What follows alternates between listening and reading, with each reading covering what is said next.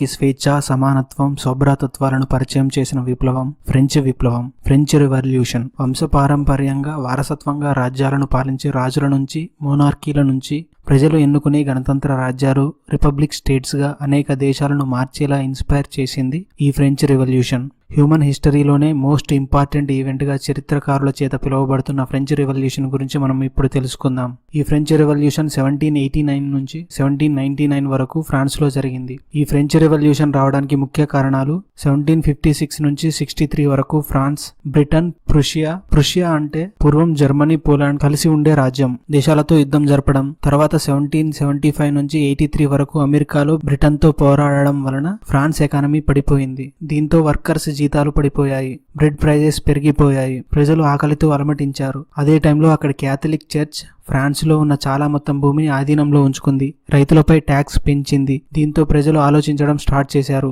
1776లో independence సాధించిన అమెరికాలోని ప్రజలు తమ కన్నా ఎక్కువ పవర్స్ ని కలిగి ఉండడం, పైగా ఫ్రాన్స్లో ఫ్రీడమ్ ఆఫ్ రిలీజియన్ లేకపోవడం, ప్రజలు ఇంతగా ఇబ్బందుల్లో ఉన్న రాజులు, చర్చ్, ప్రివిలేజ్ క్లాసెస్ ఎంజాయ్ చేస్తుండడం, అబ్సల్యూట్ రూల్ బై రాయల్టీను ఎదిరిస్తూ అనేక పుస్తక రచనలు రావడం ప్రజల్లో చైతన్యం పెంచి విప్లవానికి దారితీసింది. అదే ఈ great French revolution. French revolution రాకముందు ఫ్రాన్స్ 3 ఎస్టేట్లుగా ఉండేది. ఫస్ట్ ఎస్టేట్ అంటే చర్చ్ కు సంబంధించిన ప్రీస్టులు, వీరు మొత్తం పాపులేషన్ లో 1% ఉంటారు. సెకండ్ ఎస్టేట్ లో ప్రివిలేజ్డ్ క్లాస్, వీళ్ళు 1% ఉంటారు. థర్డ్ ఎస్టేట్ లో మిగిలిన 98% పాపులేషన్ ఉంటారు. ఈ 98% పాపులేషన్ కి 1 ఓట్ ఉంటే మిగిలిన 2% పాపులేషన్ కి 2 ఓట్స్ ఉన్నాయి. అంతేకాకుండా దేశం కరువులో ఉందని తెలిసి కూడా అధికంగా ట్యాక్స్లను వసూలు చేసేవారు. సో దీన్ని మార్చాలని ప్రజలు ఎదురు తిరిగారు. ఫస్ట్ ఎస్టేట్, సెకండ్ ఎస్టేట్ లో వారు దీనికి అంగీకరించకపోవడంతో థర్డ్ ఎస్టేట్ వీరితో సంబంధం లేకుండా మనమే ఒక నేషనల్ అసెంబ్లీని స్టార్ట్ చేద్దామని డిసైడ్ అయ్యారు. అలా 1789 జూలైలో నేషనల్ అసెంబ్లీ ప్రజల చేత ఏర్పాటు చేయబడింది. ఈ నేషనల్ అసెంబ్లీని షట్ డౌన్ చేద్దామని ఫ్రాన్స్ కింగ్ లూయిస్ 16 ఎంతగానో ట్రై చేశాడు. కానీ ప్రజలను కంట్రోల్ చేయడం తన వల్ల కాలేదు. పైగా ఇది ప్రజలకు ఇంకా కోపం తెప్పించింది. దీంతో 14th జూలై 1789 నాడు ప్రజలు బాస్టైల్ ప్రిజన్ పై అటాక్ చేసి ప్రిజన్ గవర్నర్ ని చంపేశారు. ఈ బాస్టైల్ ప్రిజన్ అప్పటి రాజ్యం యొక్క పవర్ సింబల్. దీన్నే ప్రజలు టార్గెట్ చేయడంతో రాజుతో సహా అందరికీ భయం స్టార్ట్ అయింది. నేషనల్ అసెంబ్లీ అధికారంలోకి రాగానే అనేక మార్పులు చేయడం స్టార్ట్ చేసింది. చర్చ్ వసూలు చేసే ట్యాక్సెస్ ని స్టాప్ చేసింది. ప్రివిలేజ్డ్ క్లాస్ కి ఉన్న స్పెషల్ రైట్స్ ని సామాన్య ప్రజలతో సమానంగా చేసింది. ఫ్యూడలిజం ని అంతం చేసింది. 26th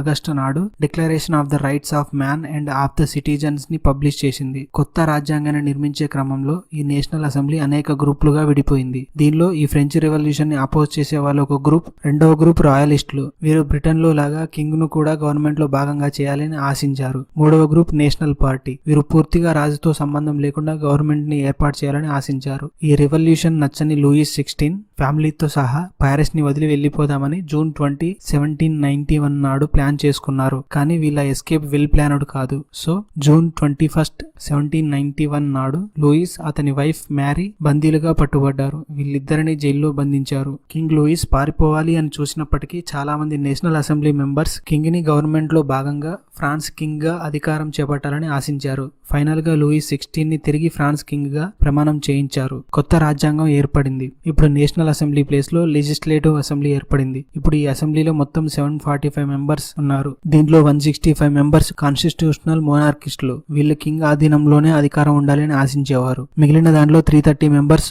జిరాడిన్స్, జాకోబిన్స్. వీళ్ళందరూ లెఫ్ట్ వింగ్ లిబరల్ రిపబ్లికన్స్. వీళ్ళు కింగ్ ను ఇష్టపడని వారు. ఇంకా 250 మెంబర్స్ ఇండిపెండెంట్లు. వీరు కూడా లెఫ్ట్ వింగ్ కే మద్దతుగా ఉండేవారు. ఇలా ఫ్రాన్స్ ప్రజల చేతుల్లోకి వెళ్లిపోవడానికి కారణమైన ఫ్రెంచ్ రివల్యూషన్ మిగిలిన దేశాలకు కూడా స్ప్రెడ్ అవుతుందేమో అని మిగిలిన దేశాల రాజులు భయపడ్డారు. ఫ్రాన్స్ ను ఆక్రమించుకొని తిరిగి లూయిస్ 16 తో రాజరికాన్ని ఏర్పాటు చేయాలి అని ఆస్ట్రియా, ప్రుషియా దేశాలు ఫ్రాన్స్ పై యుద్ధాన్ని ప్రకటించాయి. యుద్ధం స్టార్ట్ అయింది. ఆగస్టు 1, 1792 నాడు ప్రుషియా ఫ్రాన్స్ ను ఆక్రమించింది. ప్రజలంతా కింగ్ లూయిస్ మద్దతుతోనే ఈ ఫారెన్ కింగ్స్ ఫ్రాన్స్ ను ఆక్రమించారు అని నమ్మి లూయిస్ 16 ని, క్వీన్ మ్యారీని బందీగా పట్టుకున్నారు.